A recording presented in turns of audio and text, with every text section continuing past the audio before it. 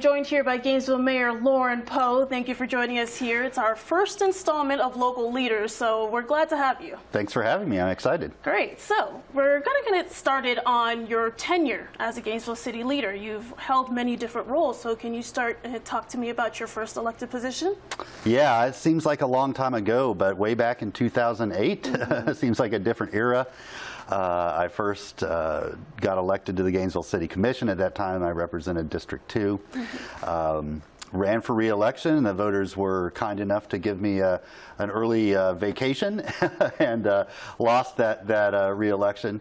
Was a humbling experience, and was replaced by a great guy in Todd Chase, who did a great job in his own right. Ran a year later, got elected citywide, and then did not run for re-election, and then a year later, in 2016, got elected mayor, and I'm at the very end of my second term as mayor. As your viewers know, we have a two-term limit here in Gainesville, and so I'll be handing the keys off to whoever wins this 9-way race for Gainesville mayor. Yes, it is definitely a congested race, and a lot of different characters in that race too. If you don't mind me asking, what kind of person would you like to see in that seat coming up next? Well, I think most importantly, they need to be their authentic self, and really, say what they mean, and show the leadership that this city needs. Gainesville has a lot of challenges, and we will continue to face those challenges, for the next generation.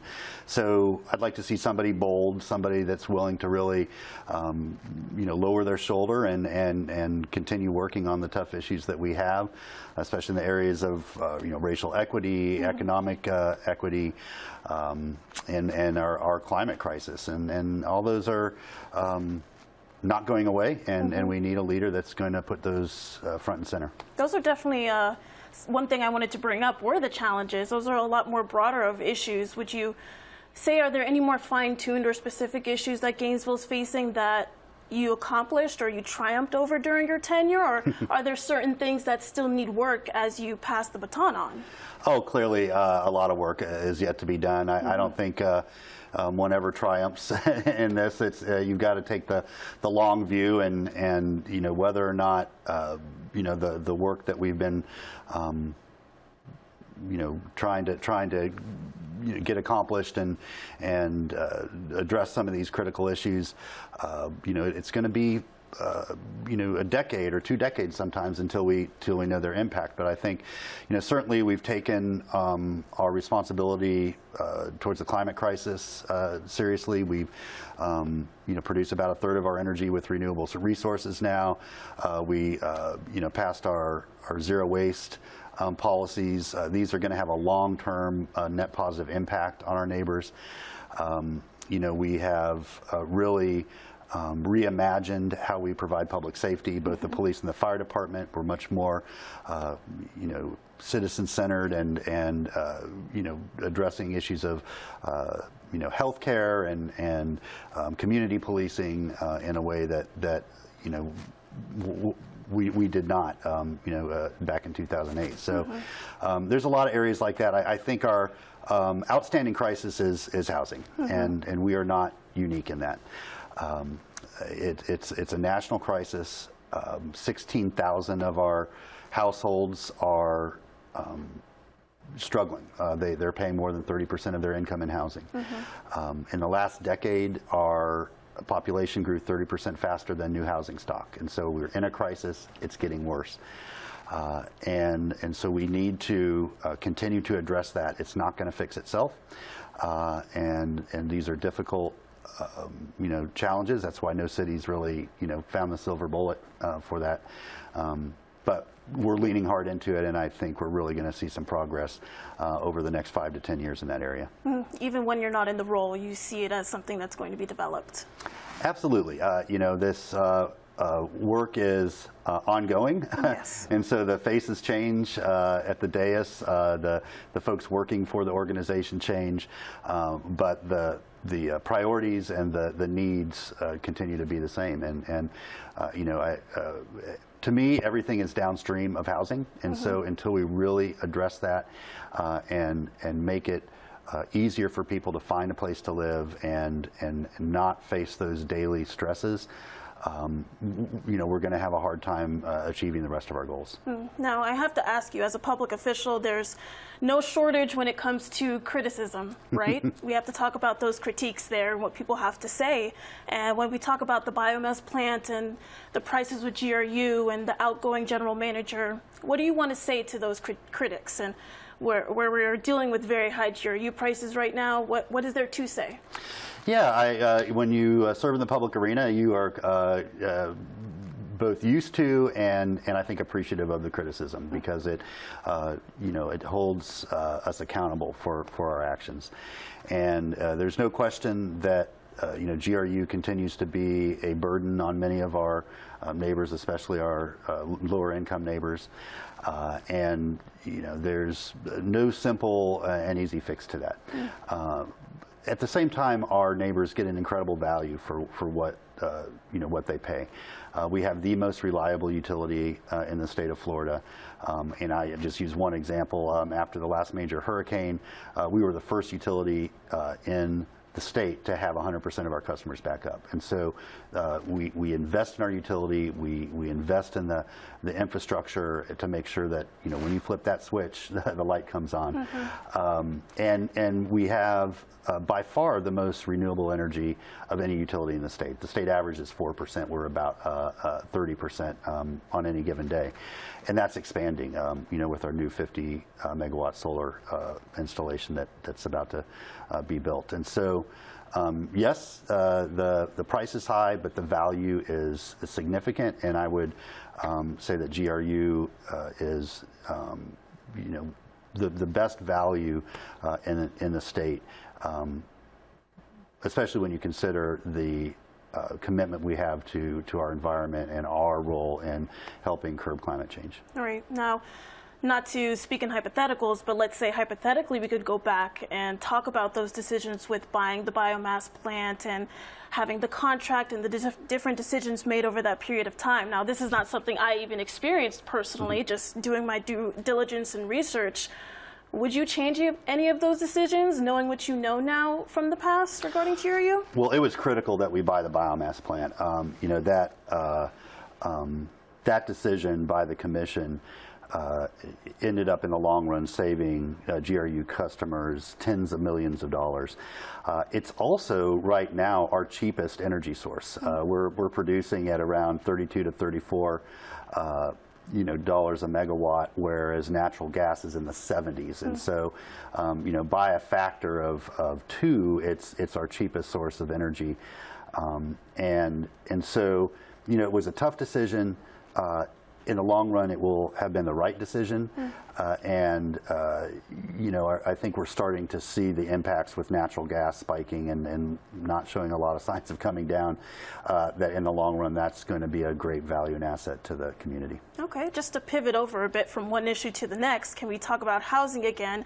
I know the zoning of it all is something that has people very, very concerned. And not many people sit in city commission meetings like you and I. So can you talk to me a little bit about zoning and what people need to know in regards to what may be changing in future commission meetings? Sure. So zoning is something not a lot of people think about most of the time. And so I think a lot of folks are getting a crash course in what it is and what it means. But for a very long time, our city and most cities around the country have had something called exclusionary zoning, where you only allow a limited housing type in a certain area. And for our city, that's single family zoning that covers about 63% of our residential space. That really limits, it creates a false scarcity of land, and it really limits who can live where. And so, one way to address that is to allow more diverse housing types. We call it gentle density. It's 2, 3, and 4 family homes. They can take up the exact same space as a single home, but give more people more affordable housing options and more evenly distributed throughout the city. So people really have a choice about where they live. It will be a gradual change over time. It's not a silver bullet. We still need to invest in social housing or public housing. We need to invest in community land trusts to try to keep the cost of housing affordable in the long run. We need to partner with private developers to make sure that affordable housing is included in new developments and projects. And we need to partner with our agencies like the Gainesville Housing Authority and NHDC to make sure that they're leveraging their federal dollars to the maximum amount. So, this is one small piece of a bigger strategy, and really will allow for more inclusive neighborhoods and more diversity of both housing and who our neighbors are throughout our city. Good. Now, one thing I do want to talk about, I know you had an international trip recently. Can you tell us what you learned and what you hope to bring back over here to Gainesville? Sure. So Gainesville has a very active Sister Cities program. We have 9 sister cities, most of which are pretty active. We're very excited to host a delegation from Duhok, Iraq, which is in Kurdistan, northern Iraq. They brought a large delegation over here, and we had an incredible week with them. So I just made that reciprocal visit. Really excited about the opportunities. We visited 3 different universities. We're already partnering with UF Health on several different health exchanges. For example, our leader of this group, her daughter is an oncologist, and there's very little understanding of breast cancer and prevention measures and just basic knowledge. And so she's already been able to do some awareness campaigns, to help the women in Duhok and Kurdistan out. A lot of interest in agriculture, a big agricultural area, and so they had some great conversations with IFAS and how we might partner in those areas. But these were just the first visits, and so we have to let it grow organically and sort of evolve into what it might be one day. It's a little bit younger relationship than some of our others, like those in Israel or Jordan or the West Bank. But we're an international community here in Gainesville, and it really helps drive home that we have a lot of opportunities to both learn and share with people, not just in our own community, but around the world. Absolutely. So talk to me about development. I know, especially in the East Gainesville area, there's certain things that people always talk about in regards to development in that area. You need an emergency room, a grocery store, access to fresh fruits and such like that. So talk to me about what that plan may look like, and now that you're kind of on the outgoing phase of your political career, what can be done? Yeah, so some really exciting news coming. We're going to build, in cooperation with Alachua County and UF Health, a clinic on Hawthorne Road in East Gainesville that will also house a transfer station, so it's sort of a large connector that will be able to connect folks that live in East Gainesville to the rest of the city much more efficiently.